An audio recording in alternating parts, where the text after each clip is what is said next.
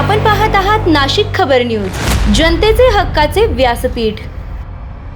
भारतीय जनता पार्टीच्या कार्यालयात पश्चिम बंगालमध्ये भारतीय जनता पार्टीच्या विजयाचा आनंदोत्सव नाशिकमध्ये मोठ्या उत्साहात साजरा करण्यात आला। नाशिकचे पालकमंत्री गिरीश महाजन यांच्या उपस्थितीत हा जल्लोष पार पडला। यावेळी महापौर हिमगौरी आडके, सभापती मच्छिंद्र सानप, लक्ष्मण सावजी, अध्यक्ष सुनील केदार, सुनील देसाई, नाना शिलेदार, व्यंकटेश मोरे, सुरेश अण्णा पाटील, निलेश बोरा, दिगंबर धुमाळ आदी मान्यवरांसह अनेक कार्यकर्ते मोठ्या संख्येने उपस्थित होते।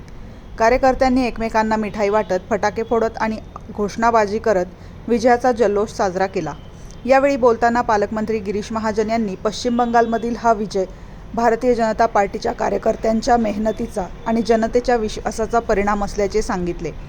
देशभरात पक्षाची ताकद दिवसेंदिवस वाढत असून आगामी काळातही असेच यश मिळत राहील असा विश्वास त्यांनी व्यक्त केला।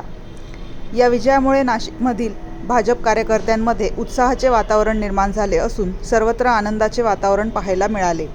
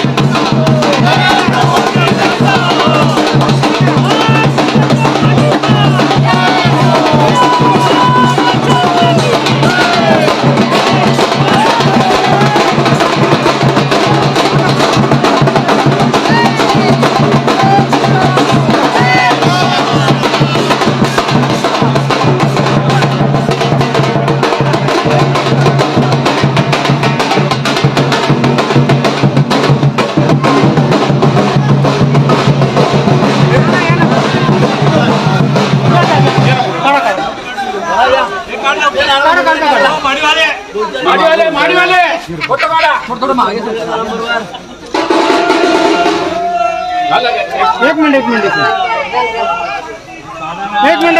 भारतीय जनता पार्टीचा चला गिरीश भाऊ आगे बढ़ो, हम तुम्हारे साथ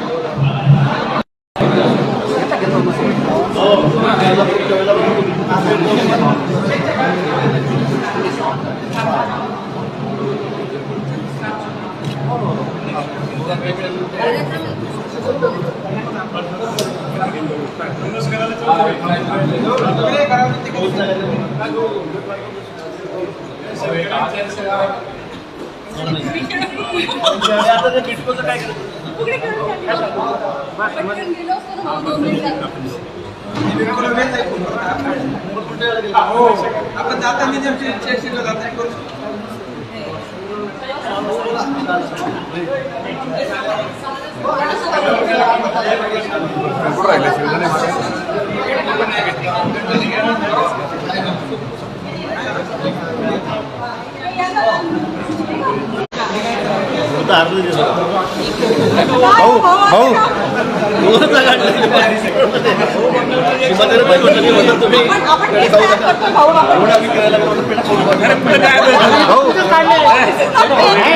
भाऊ 2 मिनिटं फक्त बघायला देशात एक थोडक्यात नाही थोडक्यात सांगा ना बोला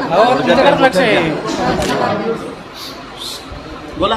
आज विजय झालेला आहे भारतीय जनता पार्टीचा बांगलादेशमध्ये काय सांगणार आपण बांगलादेशात बंगालची सॉरी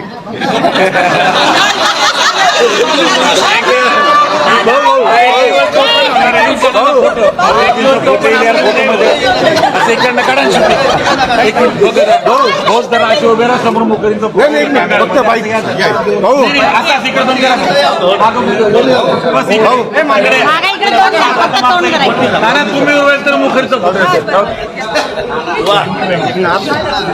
बोला भाऊ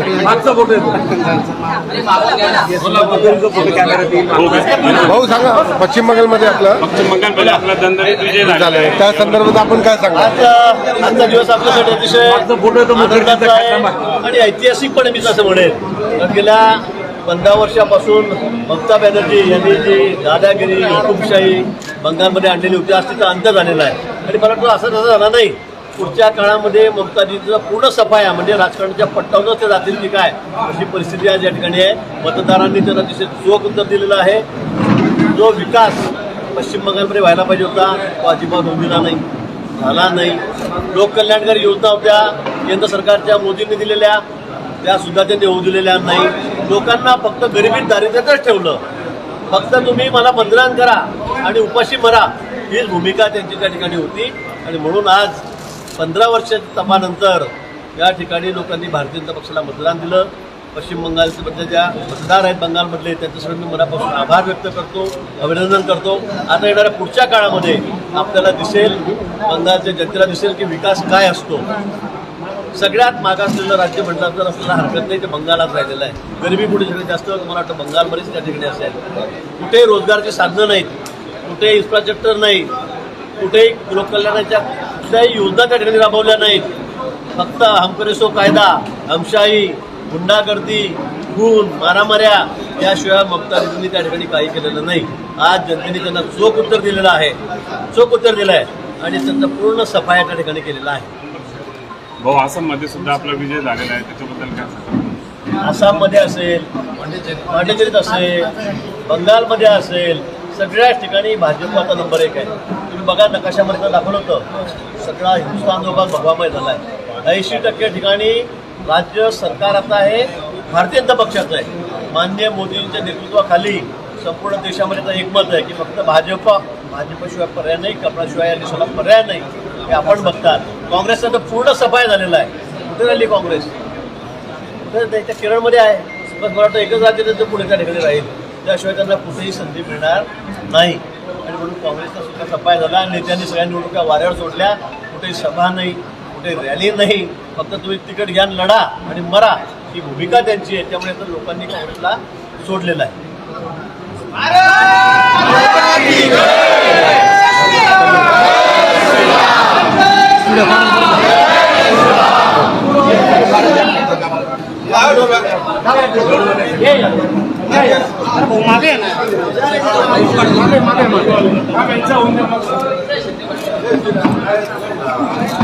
जय श्रीराम, जय श्रीराम,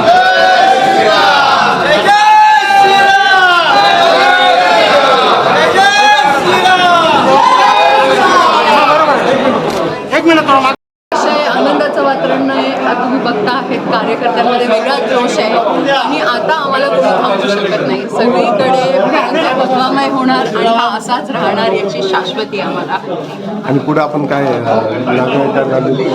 काय सांगा? निश्चितपणे आम्ही सगळेच जण भारतीय जनता पार्टीचे कार्यकर्ते म्हणून आज सगळे जल्लोषात आहोत आणि आपण पाहता आहे की सगळी धावपळ सुरू आहे. आणि आम्ही ठरवलं होतं खरं तर एका मताने जेव्हा अटल बिहारी वाजपेयी यांचं सरकार 95 साली गेलं त्यावेळेस आम्हाला जितकं वाईट वाटलं होतं त्याचा खरा वचपा आज निघाला. आणि आता यात म्हणजे कार्यकर्त्यांमध्ये काय जोश निर्माण होणार आहे? नक्कीच अनेक कार्यकर्ते अजून जोडले जाणार आहेत. बंगालच्या हा विजयाचं मूर्तरूप आहे असं समजावं आणि बंगालच्या जनतेने जे काही पाठिंबा आज भारतीय जनता पक्षाला दिलेला आहे त्यांना निश्चित हा 5 वर्षात बदलतं बंगाल दिसेल. थँक्यू.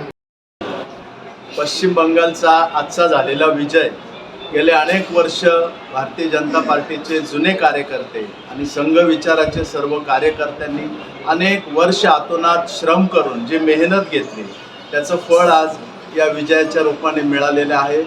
आजचा हा विजय त्या सर्व जुन्या कार्यकर्त्यांना आम्ही समर्पित करतो. भारतीय संस्कृतीवर प्रेम करणाऱ्या कुठल्याही राष्ट्रवादी माणसाला आज विलक्षण आनंद झालेला आहे.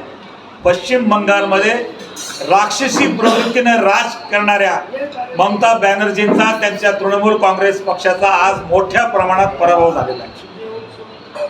जो बंगाल भारताच्या स्वातंत्र्याच्या लढाईमध्ये अग्रेसर होता, ज्या बंगालमध्ये आपल्या भारतीय संस्कृतीचं सगळं बीजारोपण झालेलं होतं, त्या ठिकाणी रवींद्रनाथ टागोर असतील, रामकृष्ण परमहंस असतील, स्वामी विवेकानंद असतील, सुभाषचंद्र बोस असतील आणि मुख्य म्हणजे आमच्या पक्षाचे पहिले अध्यक्ष डॉक्टर श्यामाप्रसाद मुखर्जी असतील, ही सगळी नावं आठवली की पश्चिम बंगाल आठवतो. आणि पश्चिम बंगालमध्ये जी राष्ट्रीयत्वाची बीजं पेरली होती, दुर्दैवानं तिथं कम्युनिस्टांची 25-30 वर्ष सत्ता होती.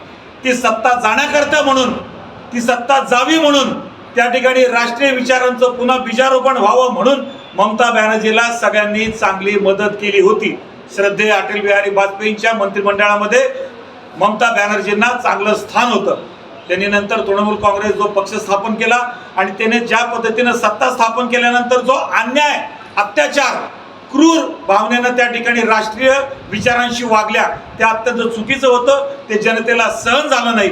मुख्य म्हणजे विदेशी ताकदींना एक चांगला प्लॅटफॉर्म ममता बॅनर्जीनं भारताच्या विरोधी कारवाया करण्यासाठी उपलब्ध करून दिला होता. आणि त्यामुळं गेल्या निवडणुकीपासून भारतीयांच्या मनामध्ये ममता बॅनर्जीच्या कारभाराविषयी प्रचंड अशी चीड होती.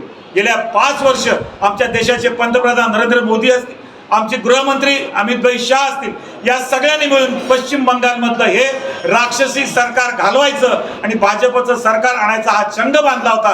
गेले 5 वर्ष आमच्या संघाच्या सगळ्या कार्यकर्त्यांनी, भाजपच्या कार्यकर्त्यांनी त्या ठिकाणी प्रचंड मेहनत करून या निवडणुकीला सामोरे गेले आणि आता जनतेने जो कौल दिलाय तो महत्त्वाचा आहे.